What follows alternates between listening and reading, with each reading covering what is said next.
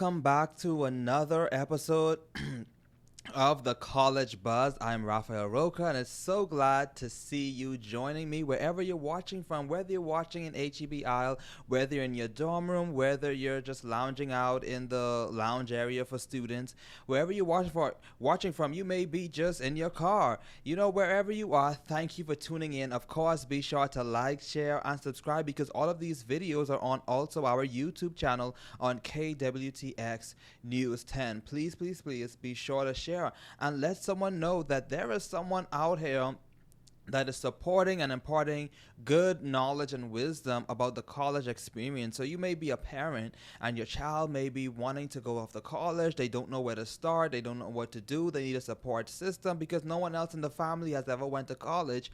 These shows, the College Buzz episodes, are for you. So be sure to share it. You may have even a college student. You may be a parent. Yes, child is already in college. They don't know what to do. They're having a little difficulty in certain areas in motivation, finding that community. These episodes are for you. So be sure to share them with your college students. So today may be a little shorter, but hey, it's still going to be impactful. And we're going to be talking about, I'm going to be talking about how is college different from high school, because a lot of students may have one perspective of college, and they may think it's a continuation of high school, but that's not always the case. So we're going to learn a little bit about the differences. So, personal freedom in high school, you have that personal freedom in some ways. High school is mandatory, and it's free unless you choose other options. Your time is usually structured by others, so you don't really have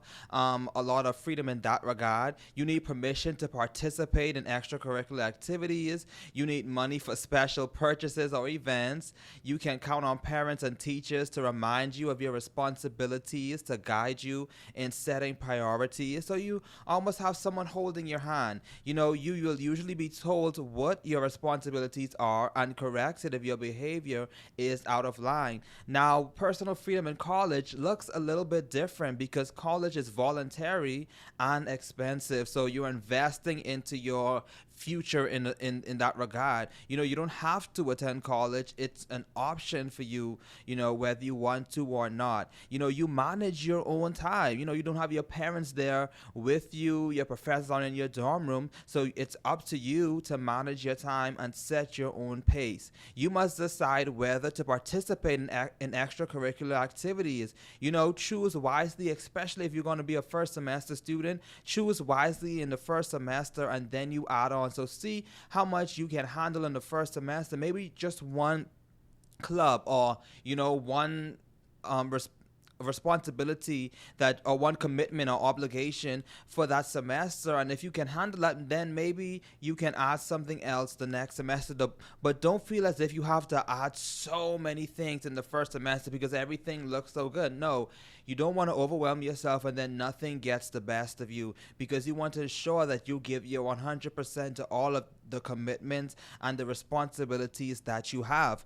In college, you need money to meet basic necessities. In high school, you just need money for, if you have like a dress up day, if you all pay for dress up days, or, for a fun day or dinner out with friends. But in college, you're going to need money for, food. You're going to need money for dorm. You're going to need money for books and different things of that nature. In college, you will be faced with a large number of moral and ethical decisions. So it's going to be a test of what you believe in, what has your parents taught you, what have you learned growing up, the values that you hold. It's going to test that because, sometimes persons will try to get you to do things that you weren't taught to do. So you're going to be faced with those decisions, and you must balance your responsibilities and set priorities. That is going to be something that you will have to do. Again, your parents aren't there to hold your hand. Your professors aren't there to hold your hand either. It's going to be something that you have to do. You're now old enough to take responsibility for what you do and what you don't do, as well as the consequences of your actions. Now, in high school, your parents may be a little bit responsible, for if you do something that's wrong. But now in college, it's all you. all of the consequences of your actions, you're going to have to face them yourself. If you get pulled over, that's something that you're going to have to face. You can call your parents, but at the end of the day, you're going to have to face the judge. You may be the one, you're going to be the one in handcuffs, and dealing with the consequences of your actions. So you want to ensure that you're making good decisions, because you will have to face the consequences of your actions. So high school classes, each day you proceed from one class directly to another. You spend 6 hours each day, 30 hours a week usually in class. The school year is 36 weeks long. Some classes extend over both semesters and some do not. Teachers carefully monitor class attendance. Classes generally have no more than 35 students. You are provided with textbooks at little to no expense. You are not responsible for knowing what it takes to graduate. Now in college, it's totally different. You often have hours between classes. So how are you going to use that gap that you have between classes? This is where you make the most of your time. Doing schoolwork, fulfilling your responsibilities. You may have an extra job on campus. What are you doing between those classes? And classes times vary throughout the day and the evening. So just because in high school, you have all of day classes, but in college, you may have 2 evening classes per week. So that's the difference. You spend 12 to 16 hours each week in class. The academic year is divided into 2 separate, for the most part, 15-week semesters, plus a week after each semester for exams, not including summer school. You arrange your own schedule as you consult with your academic advisors, and schedules tend to look lighter than they really are. So now it's up to you to know what cost requirements you need to take, or the cost requirements that you have and that you would need to take, and you would have to arrange that in collaboration with the advisors that you have at school. So professors in college may not formally take role, but it's still your responsibility to be present in the class setting, but they are still likely to know whether you are in the class or not. And then for the most part, most colleges, they have an attendance requirement. So you may think that, because the professor didn't take attendance, you heard that the professor didn't take attendance for 5 weeks of the class, and you have that class twice a week. So that's like you're missing 10 classes. If my calculation is right, math is not my best subject, but however much classes that is, and you're missing out, your attendance requirement is not going to be looking good. So you want to make sure that you know how much attendance is required for you and to be responsible. Classes may vary in number between 100 students or more. Some classes may be small, but some classes may be gigantic. So it's not like high school where 35 students may be the max. Graduation requirements are complex in college and differ from different majors and sometimes different years. Sometimes a requirement in 2024 may not be the same requirement in 2025, or in 2025 there may be an additional requirement that wasn't in 2024. You are expected to know those things that apply to you. You need to budget substantial funds for textbooks, which usually cost more than $200 each semester. So it's not like high school where you may just spend $5 or $10 or however much, but college, you're going to need that money for those textbooks. Now, thankfully, you can buy used textbooks, or someone who may have attended that class before you can borrow their book, or whatever the case may be. But you still need money for those textbooks because they are going to be important for your success. High school teachers, they check your homework. They check your completed homework. Teachers remind you of your incomplete work. Hey, in high school, your teacher may say, hey, you missed 2 of these questions. What's up with that? Can you come and complete this? Teachers approach you if they believe you need assistance. Teachers are often available for conversation before, during, or after class. Teachers have been trained in teaching methods to assist in imparting knowledge to students. Teachers provide you with information you missed when you were absent. Teachers present material to help you understand the material in the textbook. So, teachers try to help you to understand what they're teaching. Teachers often write information on the board to be copied in your notes. Teachers often take time to remind you of assignments and due dates. So that's high school. But college now, you have professors. Professors may not always check completed homework, but they will assume you can perform the same task on the test. Professors may not remind you of incomplete work. Professors are usually open and helpful, but most expect you to initiate contact if you need assistance. They have office hours, but they're not going to assign students to these office hours. The students must reach out to the professor and say, hey, can I come to your office at this particular time? Professors expect and want you to attend their scheduled office hours. Professors have been trained as experts in their areas of research. Professors expect you to get from classmates any notes you may have missed when you were absent. So it's not the professor's responsibility to catch you up if you miss an assignment or if you miss a class session. Professors may not follow the textbook, although you still need them.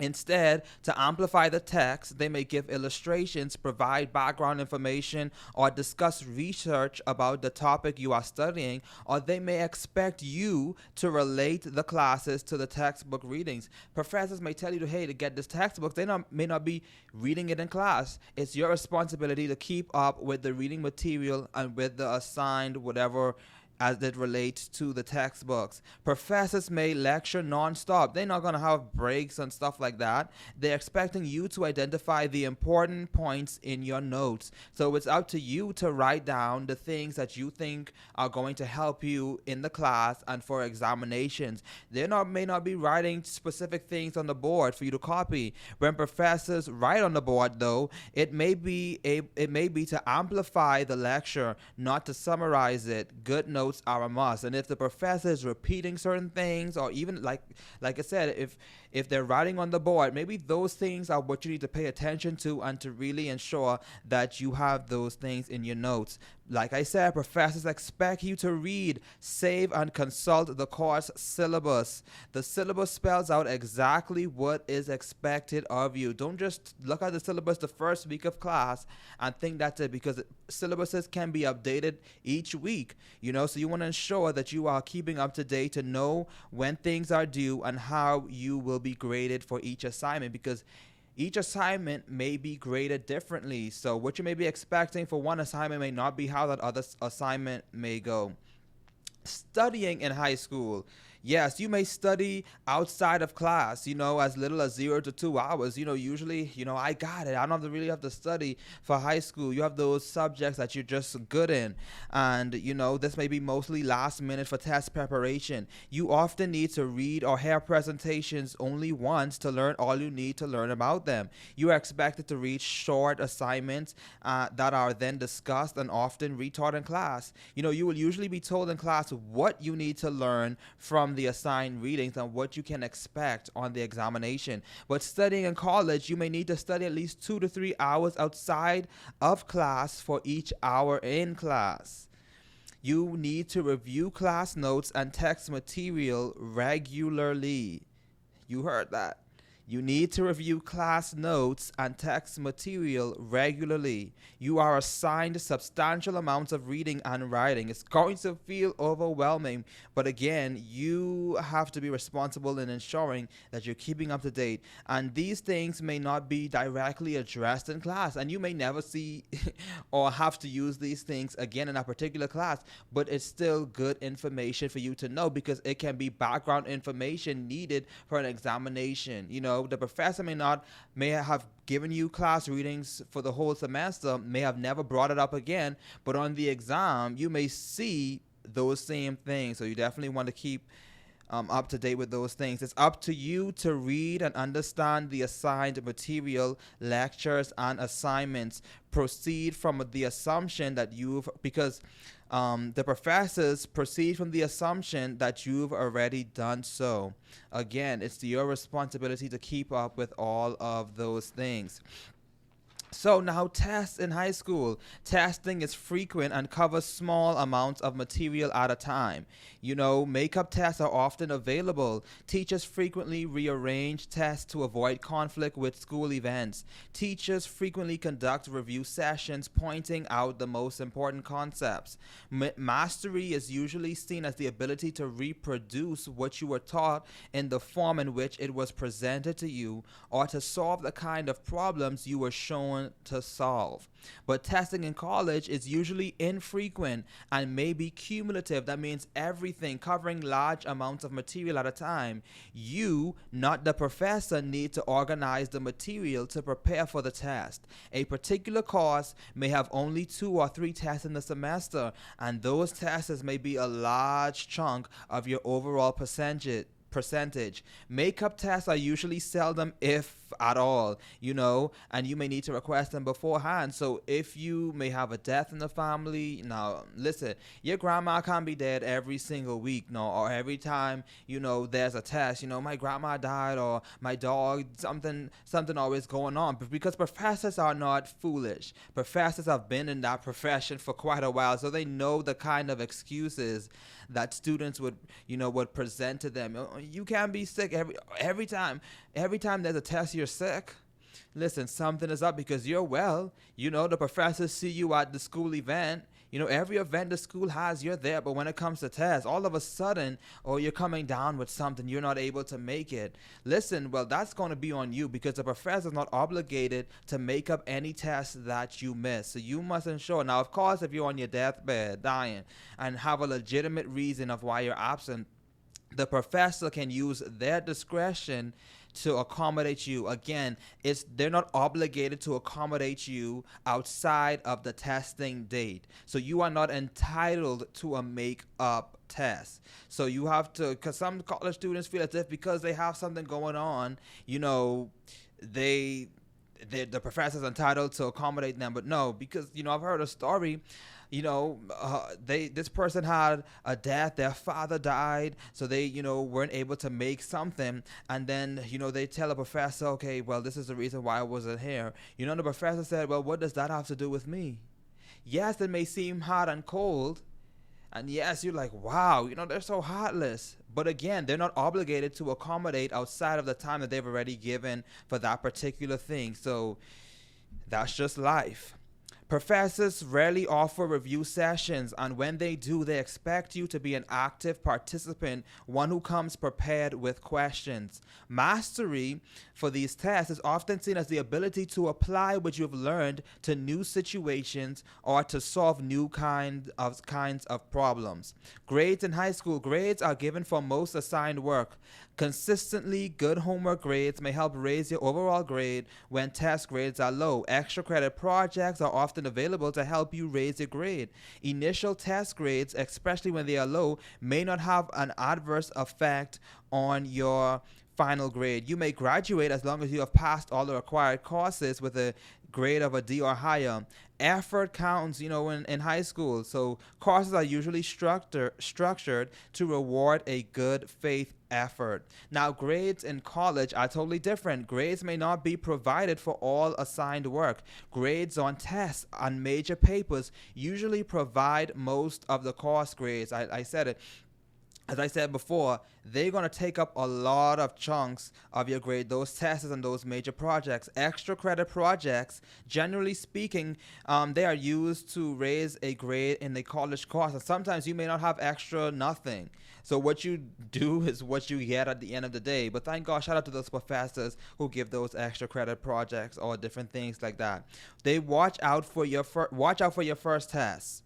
So especially in college, watch out for those first tests. They are usually a wake-up call to let you know what is expected, but they also may account for a substantial part of your course grade. You may be shocked when you get your grades. If you receive notice of low grades, you see academic advice or, go to the professor. But it's okay. The first one, you're just getting adjusted. So don't beat yourself up because you have a failed grade.